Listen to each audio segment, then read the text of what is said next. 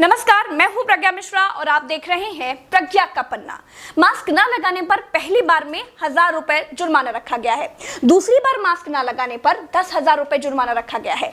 पूरा दिन सड़कों पर वसूली चल रही है। ठीक है, आपने अपनी तरफ से वसूली कार्यक्रम शुरू कर दिया है, लेकिन अस्पताल में बेड न मिलने पर सरकार पर कितना जुर्माना होना चाहिए? वेंटिलेटर न मिलने पर सरकार पर कितना जुर्माना होना चाहिए?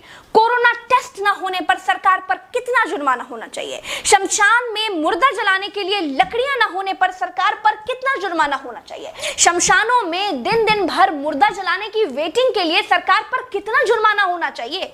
जितने मंत्री और ये मुख्यमंत्रियों ने बंगाल से कोरोना लाकर फैलाया है, उन पर कितना जुर्माना होना चाहिए? बंगाल में बिना मास्क महीने भर से घूम रहे नेताओं पर पर डे के हिसाब से कितना जुर्माना होना चाहिए? क्या सरकारों की कोई जवाबदेही बची है देश में?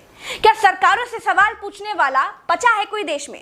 क्या कोई पूछ सकता है कि 1 साल से देश कोरोना महामारी झेल रहा है, आपने पूरे देश में कितने नए हॉस्पिटल बनाए हैं?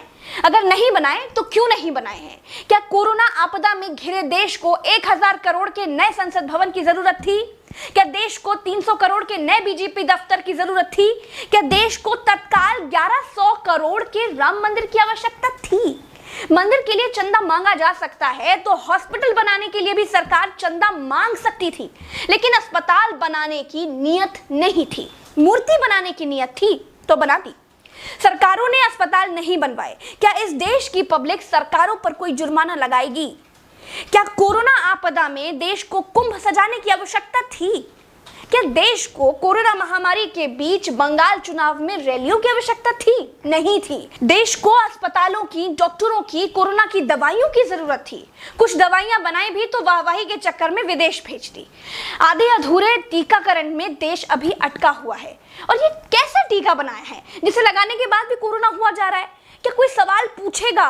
चीन ने कोरोना को फैलाया और पूरी तरह से कंट्रोल कर लिया। अपनी जीडीपी में रिकॉर्ड बढ़ोतरी कर ली। चीन से सब कुछ तो ले ही लिया है, सीख भी ले लो।